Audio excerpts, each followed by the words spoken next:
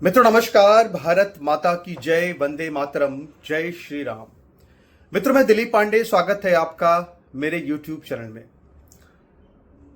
मित्रों जो जीत होती है ना, तो जीत के मालिक बहुत सारे होते हैं, लेकिन हार हमेशा लावारिस होती है। और इस वक्त हम बिहार की राजनीति में और देश के एक बहुत बड़े राजनीतिक परिवार लालू यादव के राजनीतिक परिवार के अंदर कुछ ऐसा ही देख रहे हैं। मित्रों इस वक्त की स्थिति क्या है? इस वक्त की स्थिति यह है कि लालू यादव परिवार की किरकिरी पूरे देश के अंदर हो रही है। और ये किरकिरी इसलिए हो रही है क्योंकि लालू यादव के परिवार के अंदर सर फुटअव्वल शुरू हो चुका है। यानी एक दूसरे के ऊपर माथे पर दोष मढ़ा जा रहा है कि तुम्हारी वजह से हारे, कि तुम्हारी वजह से हारे, कि किसकी वजह से हारे। और जो कुछ भी ये हो रहा है, ये सरेआम पूरा बिहार देख रहा है, पूरा देश देख रहा है कि देश का एक बेहद शक्तिशाली राजनीतिक परिवार, वहां पे किस तरह से घर के अंदर लड़ाई चल रही है, फाइट हो रही है। और ये सब इसलिए हो रहा है, ये सतह पर क्यों आ गया है? क्योंकि लालू यादव की बेटी रोहिणी आचार्य ने एक ट्वीट कर दिया है।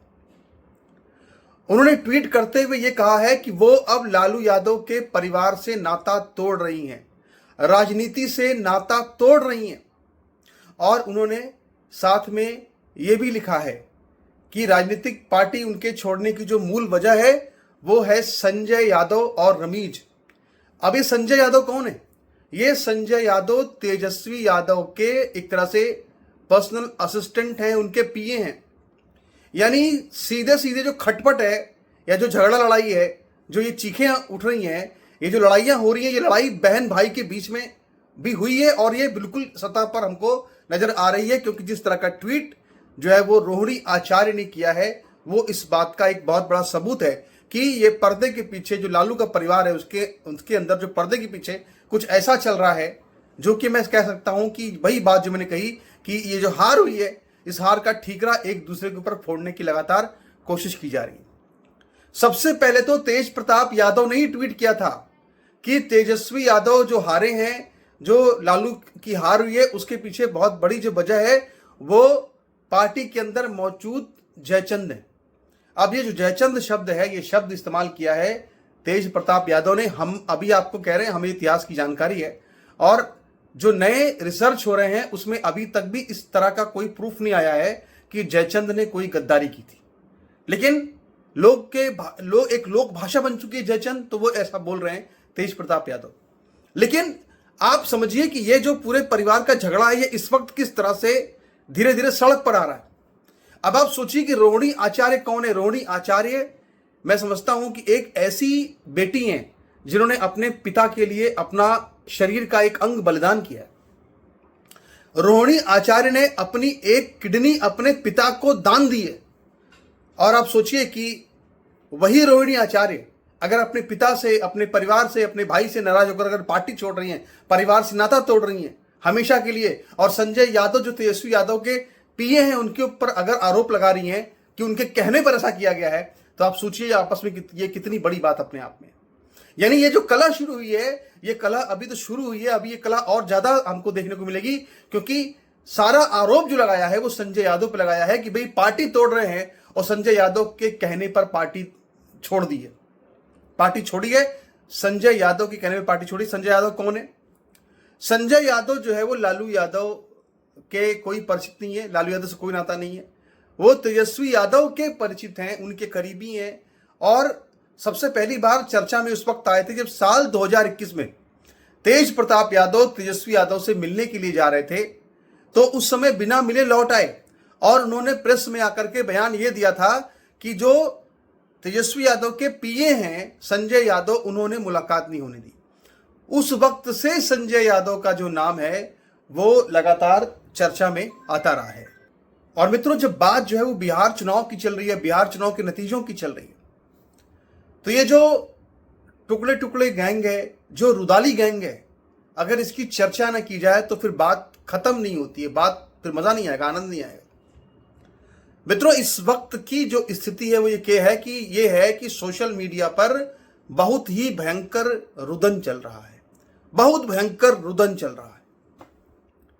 जितने भी ये जो बीजेपी को, ये मोदी को, हिंदुत्व ताकतों को हराने का ख्वाब देखने वाले बुद्धिजीवी थे, जो अब तक एग्जिट पोल आने के पहले और आने के बाद भी ये दावे कर रहे थे कि तेजस्वी यादव जो है वो मुख्यमंत्री बनने जा रहे हैं बिहार के। इंडिया टुडे, जो कि आज तक की एक अंग्रेजी मैगजीन है, और उसमें संभवतः राजदीप सरदेसाई का नाम सब जानते हैं, कितना दखल उनका होता होगा। आप सोचिए कि बाकायदा इंडिया टुडे में फ्रंट कवर पेज पर तेजस्वी यादव की एक फोटो लगा करके उनको बिल्कुल ट्रंप और ओबामा की तरह से प्रमोट किया गया कि भाई देखिए, बस यही बिहार के तारणहार यही हैं और देश के तारणहार यही बनने वाले हैं, तेजस्वी यादव। ये सब जो है वो आज तक न्यूज चैनल की जो इंडिया टुडे अखबार है, वो जो न्यूज मैगजीन है, वहां ये सब कुछ हो रहा था। और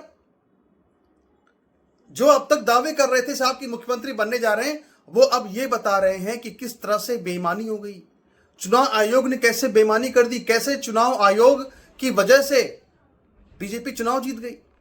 अब इसमें एक बहुत बड़ा मुद्दा जो है वो ये बनाया जा रहा है कि साहब की जो महिला वोटर हैं उन्होंने सब बीजेपी को वोट कर दिया है, और बीजेपी को इसलिए वोट कर दिया है महिला वोटरों ने क्योंकि बीजेपी जो थी वो महिलाओं को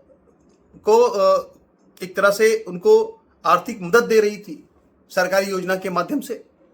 और यह भी आरोप लगाया जा रहा है चुनाव आयोग पर कि जिस दिन चुनाव आयोग ने बिहार में घोषणा की कि भाई चुनाव अब आचार संहिता लग रही है, उस दिन भी बिहार के अंदर जो महिलाएं थी उनके अकाउंट में पैसे जा रहे थे, और चुनाव जब प्रचार चल रहा था, आचार संहिता लग गई थी, उसके बाद भी अकाउंट में महिलाओं के पैसे जा रहे थे। ये सारे आरोप लगा करके अब ये बताने की कोशिश की जा रही है कि मुख्यमंत्री तो तेजस्वी बन जाते मगर चुनाव आयोग ने हरवा दिया। यानी अब इस तरह के तर्क किए जा रहे हैं। अब तक जो कह रहे थे साहब की क्लियर विक्ट्री हो रही है, अब वो चुनाव आयोग का नाम लेकर के रो रहे हैं, लेकिन वो ये नहीं बता रहे हैं कि किस तरह का भय वहां पे जंगल राज की बात जब की जाती है। जंगल राज क्या था, लालू यादव का जंगल राज क्या था। मैं नाम नहीं लूंगा, एक बहुत आज तक न्यूज चैनल की बहुत ही मशहूर एंकर, बहुत मशहूर एंकर उस जमाने में जब लालू यादव की, आज भी हैं वो वहां पे एंकरिंग करती हैं आज तक न्यूज चैनल में, और बहुत सीनियर एंकर हैं आज तक की। और जब वो बिहार में गई थी तो लालू यादव के राज में बिहार में लालू यादव के एक करीबी नेता ने उस आज तक की एंकर को अपने गोद में उठा लिया था। आपको सुनकर हैरानी हो रही होगी, लेकिन ऐसा हुआ था। यह था बिहार का जंगल राज, यह था बिहार का जंगल राज, जहां पे एक इतने बड़े न्यूज चैनल की एक एंकर, महिला एंकर सेफ नहीं। आप सोचिए किस तरह के गाने बज रहे थे, गाने किस तरह के बज रहे थे बिहार के चुनाव में कि भैया की सत्ता आ जाएगी तो कट्टा लगाकर तुमको उठा लेंगे। यानी किसी लड़की से कहा जा रहा था कि भैया की सत्ता आ जाने दो, फिर कट्टा उठाकर तुम कट्टा लगाकर तुमको उठा लेंगे। इस तरह के वहां पे गीत संगीत बजना शुरू हो गए थे, बिल्कुल धमकी दी जा रही थी। तेजस्वी यादव का चुनाव प्रचार बिल्कुल धमकी की तरह से लग रहा था कि साहब जंगल राज आने वाला है। और यही वजह है कि जो महिलाएं थी उन्होंने अपना वोट जो था वो बीजेपी को दे दिया, जेडीयू को दे दिया। और सबसे बड़ी बात इसमें क्या, और सबूत देखिए आप, भाई अजीत अंजुम जो कि टुकड़े टुकड़े गैंग के लश्करे मीडिया के सबसे बड़े चेहरे हैं, वो खुद अपनी एक सोशल मीडिया पोस्ट में ये लिख रहे हैं, क्योंकि आजकल हम उनका विश्लेषण आज हमने सर्च किया अजीत अंजुम को, हमने कहा सुना यार कि ये बीजेपी वादी हो गए, भगवा वस्त्र धारण कर लिए, कुछ लोग ऐसा कह रहे हैं, उस पर अलग वीडियो बनाऊंगा लेकिन मैंने कहा कि जरा एक बार इसको पढ़ लिया जाए कि वो क्या। तो मैंने उनका पूरा पढ़ा आज, तो उसमें वो ये लिख रहे हैं साहब कि वो एक बेगूसराय में कहीं गए थे, वहां उन्होंने महिलाओं से बात की तो कुछ महिलाओं को वहां पर आर्थिक मदद मिली थी सरकारी योजना के माध्यम से, और जिनको नहीं मिली थी वो दुखी जरूर थी, लेकिन वो भी ये कह रही थी कि हम वोट तो बीजेपी को ही देंगे, वोट तो मोदी और नीतीश को ही देंगे। तो भैया जो टुकड़े टुकड़े गैंग के पत्रकार है वो खुद साहब ये कह रहे हैं कि नहीं साहब जो है इतनी जबरदस्त लहर थी मोदी और नीतीश कुमार की, महिलाओं में इतनी लोकप्रियता है, इससे क्या ही फर्क पड़ता है कि आर्थिक लाभ उनको क्या मिलता है क्या नहीं मिलता है। तो जो भी इस तरह के आरोप लगा रहे हैं उनको चाहिए कि जो उनके खेमे के पत्रकार हैं वो क्या रिपोर्टिंग कर रहे हैं जरा उसको भी तो देख ले। बाकी अब आप समझ लीजिए कि जिस तरह का रिजल्ट आया है ना, अब हमको पुराने जितने भी कार्यक्रम हैं रवीश कुमार के, अजीत अंजुम के, अभी सब वायरल होंगे धीरे धीरे, सब एक के बाद एक सामने आएंगे कि भाई ये कह क्या रहे थे। तो देखते हैं आगे क्या होता है, इस पर हमारी नजर बनी रहेगी और आपसे लगातार चर्चा होती रहेगी। नमस्कार, धन्यवाद।